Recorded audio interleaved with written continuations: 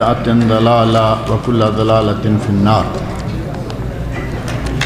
رب اشرح لي صدري ويسر لي أمري واحلل عقدة من لساني يفقهوا قولي. رب أعوذ بك من همزات الشياطين وأعوذ بك رب أن يحضرون. أعوذ بالله السميع العليم من الشيطان الرجيم وما أرسلناك إلا رحمة للعالمين. اللہ رب العزت کا ہم لوگوں پر بہت بڑا احسان ہے کہ اس نے ہمیں مسلمان بنایا ہے، اس نے ہمیں دین اسلام عطا کیا جو کہ تمام ادیان کا ناسخ سب سے کامل اور مکمل دین ہے، اور جس نے ہمیں حضرت محمد مصطفیٰ صلی اللہ علیہ وسلم کا امتی بنایا ہے۔ وہ نبی جن جیسا کوئی نبی نہیں گزرا، آئندہ تو کوئی نبی آنے والا ہی نہیں، کیونکہ نبی اکرم صلی اللہ علیہ وسلم کا ارشاد ہے لا نبی بعدی انا خاتم النبیین، انا خاتم النبیین لا نبی بعدی، میرے بعد کوئی نبی نہیں ہوگا، اور جتنے بھی نبی گزرے ہیں سب سے اعلیٰ، سب سے افضل، سب کے سردار، سب کے امام ہمارے نبی محمد مصطفیٰ صلی اللہ علیہ وسلم ہیں۔ نبی اکرم صلی اللہ علیہ وسلم کا مقام، مرتبہ، آپ کی شان، آپ کی عظمت وہ ہمارا اس وقت موضوع نہیں ہے۔ ہمیں آپ کے سوالات کے جوابات دینے ہیں۔ کچھ شیخ معراج ربانی صاحب کے پاس ہیں، بلکہ ان کا نام لے کے بعض سوالات پوچھے گئے ہیں، اور بعض سوالات جو ہیں وہ ہم آپ کے سامنے رکھتے ہیں۔ سب سے پہلا سوال ہے کہ جماعت میں جا کر نماز پڑھنے کا ثواب 7 لاکھ نمازوں کے برابر ملتا ہے، حدیث میں ہے یا نہیں؟ آدم علیہ السلام کیا حضور صلی اللہ علیہ وسلم کے صدقے سے دعا مانگے تھے؟ اب یہ 2 سوال ہیں۔ پہلا سوال جو ہے وہ ہے جماعت میں جا کر۔ اب اگر تو کہیں کہ مسجد کی جماعت میں جا کر ہے بات، تو وہ صحیح حدیث میں یہ بات موجود ہے کہ نبی صلی اللہ علیہ وسلم نے ارشاد فرمایا کہ اگر کوئی جماعت کے ساتھ نماز پڑھتا ہے تو اسے 25 گنا یا 27 گنا، 2 حدیثیں دونوں صحیح ہیں، 25 گنا یا 27 گنا ثواب ملتا ہے۔ یہ 7 لاکھ کا جو لکھا ہے کہ جماعت کے ساتھ جائیں تو 7 لاکھ کا ثواب، میرا خیال ہے کہ یہ شاید تبلیغی جماعت کے ساتھ جا کر یہ ثواب لکھا ہوگا، اور بالکل من گڑت، جعلی، بے سر و پا اور بے اصل بات ہے۔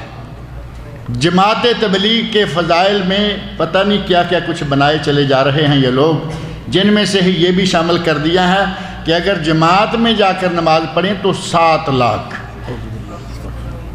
نبی صلی اللہ علیہ وسلم نے ارشاد فرمایا کہ جو شخص مکہ میں جا کر نماز پڑھے اسے 1 لاکھ، اور اس کا معنی یہ ہوا کہ تبلیغی جماعت میں جا کر نماز پڑھیں تو مکہ میں نماز پڑھنے سے بھی 7 گنا زیادہ ثواب۔ یہ جو پاؤں جوڑ کے جھوٹ بولے جاتے ہیں یہ ان میں سے ایک ہے۔ پاؤں جوڑ کے جھوٹ بولنے کا پتہ ہے نا آپ کو؟ کہتے ہیں کہ یہ تو بڑے پاؤں جوڑ کے کسی نے جھوٹ بولا ہے، یہ ان جھوٹوں میں سے ہے۔ اللہ رب العزت ان لوگوں کو ہدایت دے، اور یہ نہ قرآن میں نہ سنت میں یہ کہیں بھی یہ بات لکھی ہوئی نہیں ہے۔ دوسرا لکھا ہے کہ کیا آدم علیہ السلام نے نبی اکرم صلی اللہ علیہ وسلم کے صدقے سے دعا مانگی تھی؟ یہ ایک دوسری جعلی اور من گڑت روایت ہے۔ کہتے ہیں کہ آدم علیہ السلام جب بھول گئے تو توبہ کرنے کے لیے نبی اکرم صلی اللہ علیہ وسلم کے صدقے سے انہوں نے دعا مانگی۔ کہتے ہیں کہ دیکھا کہ عرش کے پائے پر ان کا نام لکھا ہوا ہے۔ یہ روایت جو ہے یہ بالکل جعلی ہے، کسی صحیح حدیث میں اس واقعہ کا ذکر نہیں ہے کہ عرش کے پائے پر نبی صلی اللہ علیہ وسلم کا نام لکھا دیکھا آدم علیہ السلام نے۔ قرآن کریم میں اللہ رب العزت فرمایا کہ ہم نے آدم کو کلمات سکھلائے، ہم نے آدم کو کلمات سکھلائے کہ ان کلمات سے دعا مانگو، اور وہ قرآن کریم کے اندر موجود ہیں۔ وہ کلمات یاد آئیں گے نہیں؟ ربنا ظلمنا انفسنا وان لم تغفر لنا وترحمنا لَنَكُونَنَّ مِنَ الْخَاسِرِينَ۔ قرآن کریم میں وہ کلمات موجود ہیں، اس جعلی روایت کا کہیں ذکر نہیں ملتا۔ یہ بالکل لا اصل، بے معنی اور جعلی قسم کی روایت ہے۔ ایک سوال ہے کہ خالہ نے اپنے بھانجے کو دودھ پلایا ہے، رضاعت سے تعلق رکھنے والا مسئلہ ہے۔ خالہ نے اپنے بھانجے کو، دوسری بہن کے بیٹے کو دودھ پلا دیا، ابھی اسی لڑکے سے اپنی لڑکی کی شادی کرنا چاہتی ہے، یہ شادی نہیں ہو سکتی، لیکن شرط یہ ہے کہ دودھ کم از کم 5 مرتبہ پلایا۔ ہمارے یہاں یہ مسئلہ بڑا گڑبڑ چل رہا ہے کہ کسی نے کتنا بھی دودھ پلا دیا، چھاتی سے لگا دیا، وہ اس کے لیے ماں بن گئی، ایسا نہیں ہے۔ جس رضاعت میں حرمت ہے، جو رضاعت حرمت کا باعث بنے گی، اس کے لیے 2 شرطیں ہیں بنیادی۔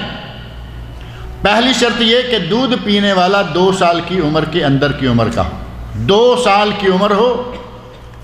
ان سالوں میں 2 سالوں میں 24 مہینوں میں اگر کسی نے دودھ پیا ہے کسی عورت کا، وہ ماں بن جائے گی، اور 1 مرتبہ پیا نہیں بنے گی، 2 مرتبہ پیا نہیں بنے گی، 3 4 مرتبہ پیا تب بھی نہیں بنے گی۔ ام المومنین حضرت عائشہ صدیقہ رضی اللہ عنہا صحیح حدیث ہے، ارشاد فرماتی ہیں کہ پہلے حرمت رضاعت 10 رضاعت سے تھی کہ 10 مرتبہ کوئی دودھ پیتا تب جا کے حرمت ہوتی۔ یہ 10 مرتبہ منسوخ ہو کر 5 مرتبہ ہو گیا، اور نبی صلی اللہ علیہ وسلم وفات پا گئے، 5 سے کم نہیں ہوا۔ اب اگر کوئی بچہ 2 سال کی عمر میں 5 مرتبہ کسی بھی عورت کا دودھ پی لیتا ہے تو وہ اس کی ماں ہو جائے گی، وہ خالہ ہے، وہ پھوپھی ہے، وہ کوئی چاہے بہن کیوں نہ ہو۔ اب یہاں سوال میں چونکہ خالہ نے اپنے بانجے کو دودھ پلایا، اس بات کو مطلق چھوڑ دیا ہے۔ اگر 1 مرتبہ دودھ پلایا ہے نکاح ہو جائے گا، اور اگر مدت رضاعت میں نصاب رضاعت 5 مرتبہ دودھ پلانا بھی ثابت ہو جائے تو پھر اس لڑکی اور لڑکے کا نکاح نہیں ہو سکتا۔ اس لڑکے کا نکاح اس عورت کی کسی بیٹی سے نہیں ہو سکتا، لیکن اس عورت کی کسی بھی بیٹی کا اس لڑکے کے بھائیوں سے نکاح ہو سکتا ہے، کیونکہ رضاعت صرف ایک اس بچے کے لیے ثابت ہوگی جس بچے نے اس خاتون کا دودھ پیا ہے۔ لکھا ہے کہ نکاح کے موقع کی شادی سے پہلے حلال تھی، پھر وہ حرام کر دی گئی، اللہ کے فیصلے میں تبدیلی۔ یہ کیا لکھا ہے متع کو موطا لکھا ہے، امام مالک رحمۃ اللہ علیہ کی کتاب کا نام ہے موطا۔ متع جو ہے وہ میم تا عین اور ہا ہے، متع یہ ہے موطا۔ موطا کی شادی پہلے حلال تھی پھر حرام کر دی گئی، اللہ کے فیصلے میں تبدیلی کیوں ہوئی؟ اللہ کے فیصلوں میں دخل دینے والے آپ کون ہیں؟ وہ جو چاہے کرے، فعال لما یرید۔ آپ متع کی بات کر رہے ہیں، میں نے ابھی جس سوال کا جواب دیا ہے، پہلے 10 رضعات 10 مرتبہ دودھ پینے سے حرمت ہوتی تھی، بعد میں اللہ رب العزت نے اس حکم کو بدلا اور 5 مرتبہ دودھ پینے سے حرمت کا حکم فرمایا۔ نبی اکرم صلی اللہ علیہ وسلم وفات پا گئے اور معاملہ 5 پہ آ کے رک گیا۔ اللہ چاہے حرمت جو ہے وہ 10 میں 5 کر دے، اللہ چاہے متع کو پہلے حلال رکھے بعد میں اس کو حرام کر دے، اس مالک کی مرضی ہے۔ پہلے گدھا حرام تھا، گھریلو گدھا پہلے حلال تھا، غزوہ خیبر کے موقع پر گھریلو گدھے کو حرام قرار دیا گیا۔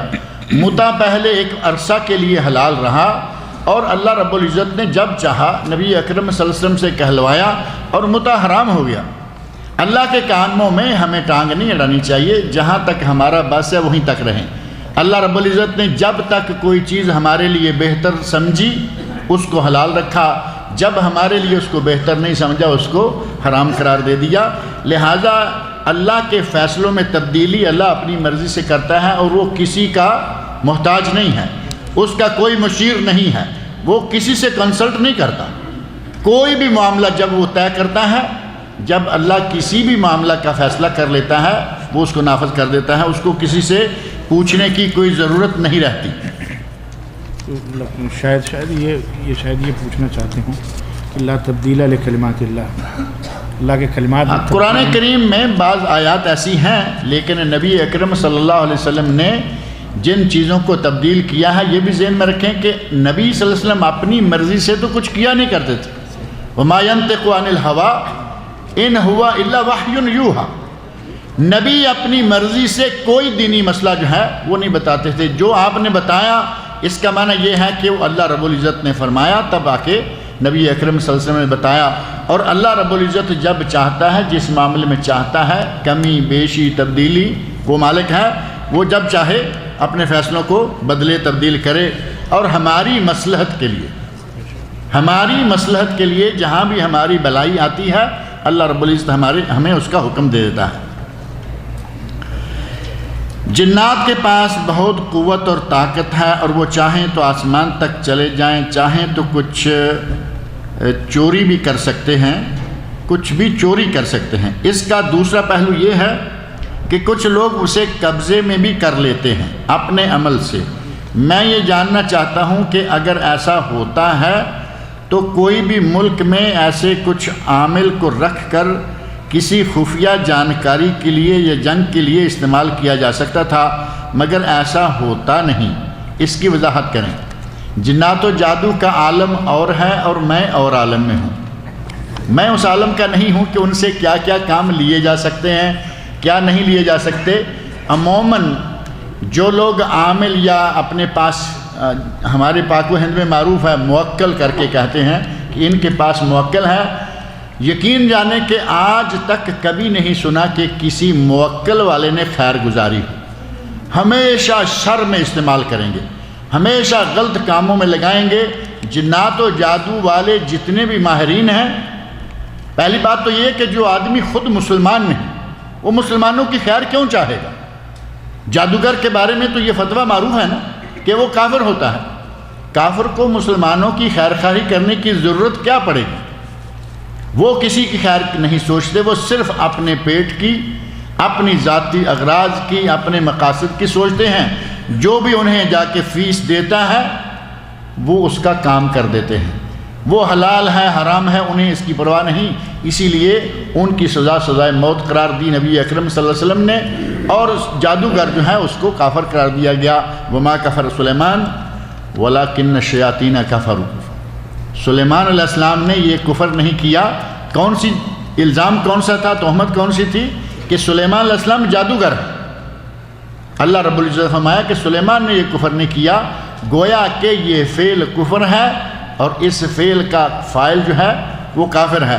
اور اگر کوئی ایسا کر سکے یا کر سکتا ہوتا تو شاید ایسا کر لیتے. اب یہ بھی نہیں کہ ہر معاملے میں جن جو ہیں وہ ان کے تابع رہتے ہیں، بلکہ جنوں کے بارے میں معروف ہے کہ وہ اسی آدمی کی مانتے ہیں جسے پہلے اپنی طرح کا شریر اور شیطان بنا لیتے ہیں. پہلے اسے اپنی طرح کا شریر اور شیطان. اور اس کے لیے ماہرین جو اس کھاتے کے اسپیشلسٹ ہیں انہوں نے یہاں تک لکھا ہے کہ یہ انسان سے کفر کرواتے ہیں، انسان سے شرک کرواتے ہیں، انسان سے قرآن کریم کی گستاخی کرواتے ہیں.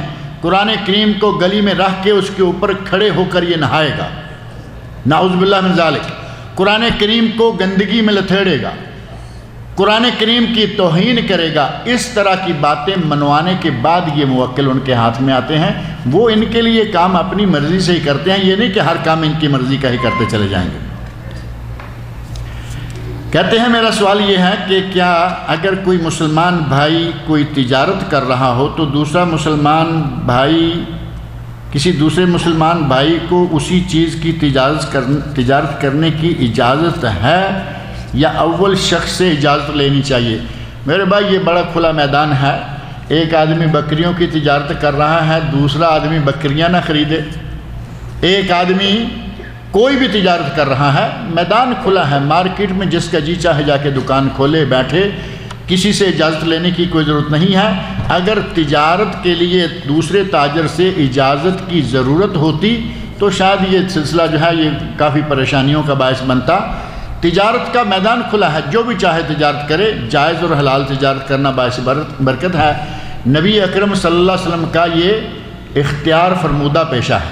نبی صلی اللہ علیہ وسلم تاجر تھے، آپ نے شام کا سفر کیا، تجارت کی، اور آپ کی زندگی جو ہے وہ پہلے بکریاں چرائیں، چھوٹی عمر میں بکریاں چرائیں، اور جب آپ بڑے ہوئے تو آپ نے تجارت کی۔ تجارت میں برکت ہے، تجارت مسنون پیشہ ہے، اور تجارت میں کسی کی اجازت کی کوئی ضرورت قطع نہیں ہے، لہذا جو بھی چاہے تجارت کرے، تاجر بنے، برکت کمائے۔ اگر کوئی عورت ایک بچے کو گود میں لیتی ہے، اسے پال پوس کر بڑا کرتی ہے، کیا اس عورت کو اس بچے سے پردہ کرنا پڑے گا جب وہ بالغ ہو جائے؟ یہ مسئلہ اتنا چھوٹا سا نہیں ہے کہ صرف پردہ کرنا پڑے گا یا نہیں۔ پہلی بات یہ ہے کہ کسی عورت نے کسی بچے کو گود لیا، یعنی لے پالک بنایا، جسے اڈاپٹ کرنا کہا جاتا ہے۔ پہلی بات یہ ہے کہ اگر اس عورت کا اپنا بچہ نہیں اور اس نے اس بچے کو لے پالک بنایا، متبنہ بنایا، تو قرآن کریم میں سب سے پہلی بات یہ کہ قرآن کریم کی آیات کی خلاف ورزی کی جاتی ہے۔ قرآن کریم میں سورہ احزاب اللہ رب العزت نے ارشاد فرمایا ہے ادعوہم لآبائہم، لوگوں کو ان کے باپوں کے نام سے پکارو، جبکہ اڈاپٹ کرنے والا سب سے پہلا کام یہ کرتا ہے کہ اس کے باپ کے خانے سے اس کے باپ کا نام اڑا کے وہاں اپنا نام لکھاتے ہیں۔ قرآن کریم کی خلاف ورزی، اس کے بعد مسلسل شریعت کی خلاف ورزی شروع ہو جائے گی۔ اس بچے کو یہ بیٹا کہہ رہا ہے، اس کا بیٹا نہیں، بیٹا بڑا ہو کے اس کو باپ کہہ رہا ہے، اس کا باپ نہیں۔ گھر میں اگر یہ خاتون اس کی خالہ نہیں، اگر اس کی پھوپھی نہیں، تو یہ اس کے لیے غیر محرم ہے۔ ان کا آپس میں جیسے ہی یہ بچہ بالغ ہو پردہ ہو جانا چاہیے، وہ پردہ نہیں کرتی۔ اور عموماً ایسا ہوتا ہے کہ جس عورت کے یہاں بچہ نہیں ہو رہا، اس نے کسی عورت سے بچہ لے لیا، اس کو اللہ بچہ دے دیتا ہے۔ عموماً ایسے واقعات موجود ہیں کہ پہلے بچہ نہیں تھا، بعد میں بچہ ہو گیا۔ اب یہ جو دو بچے ہیں، اگر خالہ کے ہیں کزن، تب بھی ایک دوسرے کے لیے غیر محرم، پھوپھی کے ہیں تب بھی غیر محرم، اور اگر کوئی غیر ہیں تو بالکل ہی غیر محرم۔ اب یہ آپس میں پردہ ان کا واجب ہے، پردہ ان کا فرض ہے، پردہ نہیں ہوتا۔ اور اس سے بڑھ کر یہ کہ یہ بچہ جو باہر سے لایا گیا ہے، یہ اس شخص کی وراثت میں وارث نہیں ہے، حصہ دار نہیں ہے۔ ہمارے یہاں اس کو باقاعدہ وارث بنا دیا جاتا ہے۔ ایک دو نہیں، بہت ساری غلطیاں، گورنمنٹ کے ساتھ جھوٹ، اللہ کے ساتھ جھوٹ، رشتہ داروں کے علاوہ جن کو چھوڑ دیں گے آپ، جن کو معلوم ہے، باقی لوگوں سے جھوٹ، جگہ جگہ جھوٹ بولنا پڑ رہا ہے۔ یہ کون ہے؟ حتیٰ کہ نکاح کے موقع پر آ کر پھر جھوٹ بولا جائے گا۔ نکاح کے موقع پر ولدیت میں اس کا نام لکھا جا رہا ہے جو کہ اس کا والد نہیں۔ ایک مسئلہ نہیں، بہت سارے مسائل ہیں جو یہ کڈنیپ، اڈاپٹ کرنے والے کڈنیپ تو نہیں کرتے بچے کو، لیکن اپنے یہاں لا کے اس بچے کو پالتے پوستے ہیں، اور پھر بہت ساری یہ خلاف ورزیاں جو کرتے ہیں۔ وہ گود لینے والی عورت اگر غیر محرم ہے شرعی طور پر، تو اس کو اس سے پردہ کرنا ہوگا، ضروری ہے۔ اور ظاہر ہے کہ جس نے ماں بن کے پالا ہے وہ پردہ کہاں کرے گی؟ اسے مستقل ساری عمر اس گناہ میں مبتلا رہے گی۔ اور ہمارے یہاں تو بھابیاں اپنے دیور سے پردہ نہیں کرتی، بھابیاں دیور سے پردہ کہیں گی جی، اگر کوئی بھابی پردہ کرنا چاہے تو ساس نہیں کرنے دیتی، لو میرے بیٹے سے پردہ کرے گی۔ جب اس کی شادی کر کے لائے تھے یہ اتنا سا تھا، اب یہ دیور کی عمر گننا شروع ہو جائیں گی کہ یہ اب شادی کر کے لائے تھے بہو کی تو اس کی عمر 5 سال تھی یا 6 سال تھی، اب یہ اس سے پردہ کرنے لگی ہے۔ جبکہ دیور جب بالغ ہو جائے، 15 سال کا ہو جائے، داڑھی مونچھ اگ کے آ جائے، تو اس سے بھابی کا پردہ کرنا واجب ہے۔ ساس روکے تب، شوہر روکے تب، دنیا بھر روکتا رہے، شرعی طور پر اس سے پردہ کرنا چاہیے۔ بھابی پردہ کرنا چاہ رہی ہے، ساس ناراض ہیں، کہیں دیور ناراض ہے، کہیں شوہر بھی ناراض ہوتے ہیں، پردے کا معاملہ جو ہے اس کا بھرپور طریقے سے خیال کرنا چاہیے۔ اس مسئلے میں بھی یہ مسئلہ آ جائے گا کہ جیسے ہی وہ بچہ بڑا ہوگا اس عورت کو اسے پردہ کرنا ہوگا۔ پردے کے حوالے سے یا محرم اور غیر محرم کے حوالے سے ایک سوال انڈیا سے آیا ہے جس کا اشارہ میرے پاس لکھا ہے کہ مامی اور چچی، مامی اور چچی، چچا کی بیوی اور ماموں کی بیوی، کیا ان دونوں سے نکاح ہو سکتا ہے یا نہیں؟ ہمارے یہاں تو مشہور یہی ہے کہ مامی جو ہے وہ بھی ماں کی طرح ہوتی ہے، بڑی عمر کی ہوتی ہے، اسی طرح چچی جو ہے وہ بھی ماں کی طرح ہوتی ہے، بڑی عمر کی ہوتی ہے۔ تو ہم یہی سمجھتے ہیں کہ مامی اور چچی سے کیسے نکاح ہو جائے گا، جبکہ کہنے کو تو ہمارے یہاں بھابھی کو بھی ماں کہتے ہیں نا، بھابھی ماں یا بڑی بھابھی جو ہے وہ ماں کی طرح ہوتی ہے، جبکہ بڑی بھابھی ہو یا چھوٹی ہو، ماں کی طرح ہو یا کچھ بھی ہو، بھابھی سے بھی نکاح ہو سکتا ہے، لیکن کب ہوگا؟ بھائی کے فوت ہو جانے یا بھائی کے طلاق دے دینے کے بعد۔ ایسے ہی اگر کسی کا چچا فوت ہو جائے، اس کی بیوہ اس آدمی کے لیے، مرنے والے کے بھتیجے کے لیے غیر محرم عورت ہے، اس سے اس کا نکاح ہو سکتا ہے۔ ایسے ہی کسی کا ماموں فوت ہو جائے، ماموں کے فوت ہو جانے کے بعد اس ممانی کا نکاح بھی اپنے شوہر کے بھانجے سے ہو سکتا ہے۔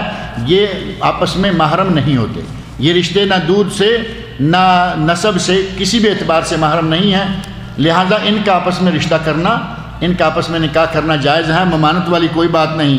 لیکن یہ ذہن میں رہے کہ مامی سے نکاح تب ہوگا جب ماموں اسے چھوڑ دے یا ماموں فوت ہو جائے، چچی سے نکاح تب ہوگا جب وہ اسے چھوڑ دے یا وہ فوت ہو جائے۔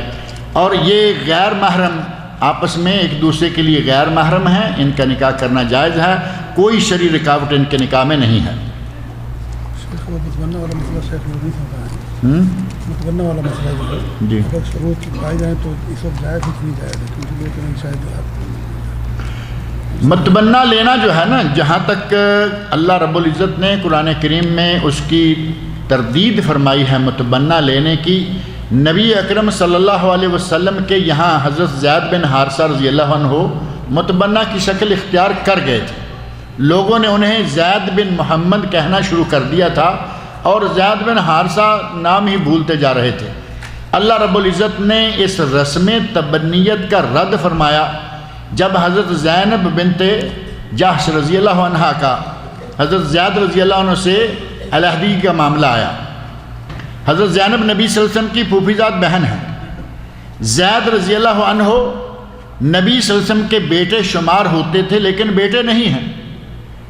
جب حضرت زید نے طلاق دے دی تو زینب رضی اللہ عنہ کا نکاح اللہ رب العزت نے آسمان سے نبی اکرم صلی اللہ علیہ وسلم کے ساتھ کر دیا، اور لوگوں نے شور مچا دیا، کہا کہ دیکھو بہو کے ساتھ نکاح کر لیا ہے۔ اب شور مچانے والوں کو تو تھوڑا سا آسرا چاہیے، وہ تو شور مچا دیتے ہیں۔ کہا گیا کہ بہو سے شادی کر لی ہے۔ اللہ رب العزت نے قرآن کریم میں آیت نازل فرمائی، ما کان محمد ابا احد من رجالکم ولکن رسول اللہ وخاتم النبیین، میرے نبی محمد صلی اللہ علیہ وسلم کسی مرد کے باپ نہیں ہیں۔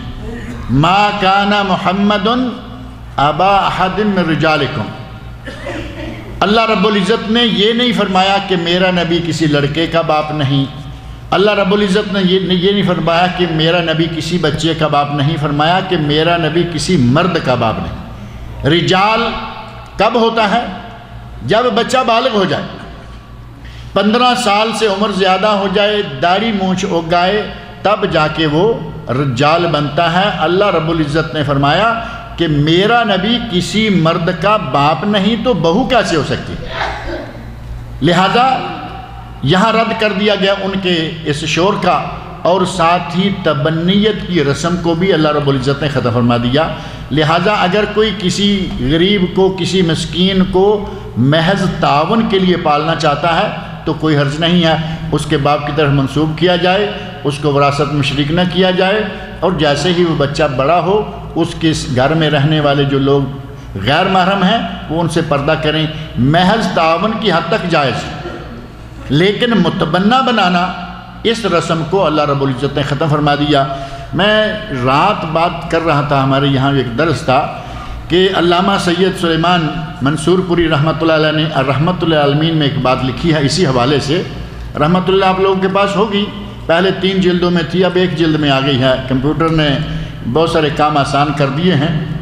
3 4 5 جلدوں کی کتابیں ایک جلد میں۔ علامہ منصور پوری رحمۃ اللہ علیہ نے لکھا ہے کہ اپنے گھر میں کسی کو متبنہ بنانا، لے پالک بنانا، اپنے گھر میں کسی کا بچہ لے کے پالنا، اور خاص طور پر اس حالت میں جب کہ اس عورت کے یہاں اپنی کوکھ سے بچہ نہ ہو۔ یہ گویا کہ جس نے بچہ لے کے پالا ہے وہ اللہ کو چڑھاتا ہے، اللہ کو وہ کہتا ہے کہ تو نے بچہ نہیں دیا تھا تو کیا ہوا، دیکھو میرے گھر میں بچہ کھیل رہا ہے۔ اس اعتبار سے یہ اللہ کی شان میں گستاخی بھی بنتی ہے، لہٰذا لیب پالک ایڈاپٹ کرنا، متبنہ بنانا یہ صحیح نہیں ہے۔ البتہ کسی یتیم خانے سے بچہ لے آئے پالا، کوئی حرج نہیں، اپنے بچے بھی ہیں ساتھ یہ بھی پل جائے گا، اور جیسے ہی وہ بچہ بڑا ہو اس کو پردے کے احکام اور دیگر مسائل جو ہیں وہ وہی نافذ ہوں گے جو کہ اس کے لیے بنتے ہیں۔ یہ نہیں کہ بچہ لایا اور اس کو بچوں میں ملا دیا، بڑا ہوا، محرم غیر محرم کوئی پرواہ نہیں ہے، یہ جائز نہیں ہے۔ یہ کہیں آپ کے لیے ہے،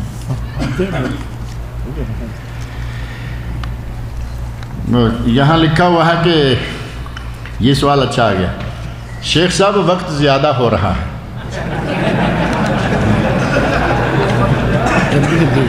اب یہ نہیں بس ختم کر مختصر کر کے شاید چھوڑ دے کر۔ اچھا آپ کا کوئی مخصوص سوال ہے؟ یہ شاید ہندی ہے، یہ کہ ہندی میں سوال لکھا ہوا ہے، شیخ چونکہ ہندی پڑھ لیتے ہیں، میں ہندی نہیں جانتا، تو شیخ صاحب سے ہی جواب ایسے بھی برکت شامل ہو جائے گی انشاءاللہ۔ السلام علیکم ورحمۃ اللہ وبرکاتہ۔ ایک بھائی نے سوال کیا ہے، سوال نمبر 1، ٹی وی گھر میں رکھنا چاہیے یا نہیں نیوز اور میچ دیکھنے کے لیے، یا اچھی چیز دیکھنے کے لیے؟ اسی طرح نمبر 2، کمپیوٹر گھر میں رکھنا چاہیے یا نہیں؟ دیکھیں یہ کوئی بھی چیز ہے نا بذات ہی وہ چیز حرام نہیں ہے۔ جیسے یہ مائکرو فون ہے، ہم اس سے قرآن کی تلاوت کر رہے ہیں، آپ سن رہے ہیں، یہ بذات ہی حرام نہیں ہے۔ اذان دے رہے ہیں، لوگوں کو نماز کے لیے بلا رہے ہیں، جائز ہے۔ نماز پڑھ رہے ہیں، لوگوں کے لیے فائدہ ہو رہا ہے، تقریر ہو رہی ہے۔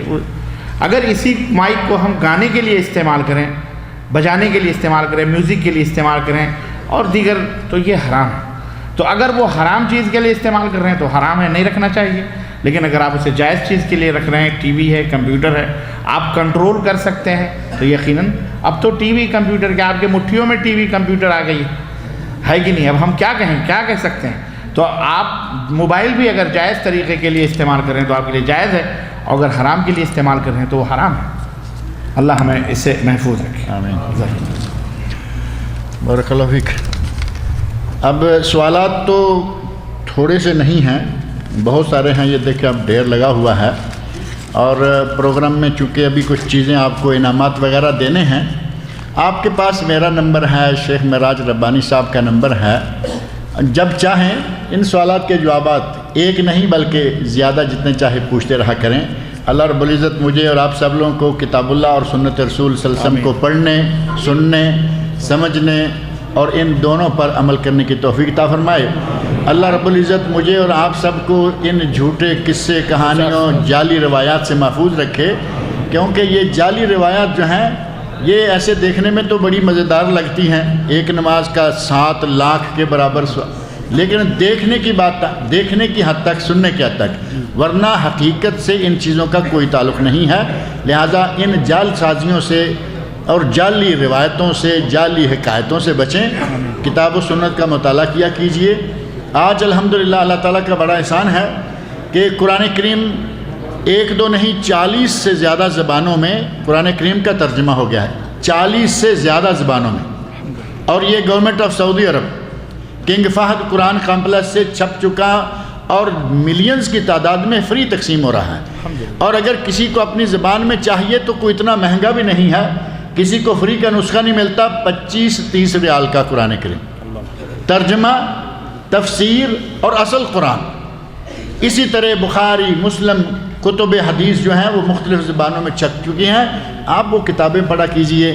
آپ ایک دن میں 5 یا 7 ریال کے سگریٹ جلا دیتے ہیں، 5-7 ریال کے سگریٹ پی جاتے ہیں عام طور پر لوگ، آپ اگر 5 ریال روزانہ صرف اس نیت سے ایک سائیڈ میں کرتے جائیں کہ ان کو مہینے کے بعد ہم نے کسی اچھے کام میں لگانا ہے، تو کتنے پیسے ہو جائیں گے؟ 150 ریال۔ 150 ریال سے آپ کا یہ قرآن کریم ترجمے والا احسن البیان تفسیر سمیت اور صحیح بخاری اور صحیح مسلم کا سیٹ پورے کا پورا آپ کے گھر میں آ جائے گا۔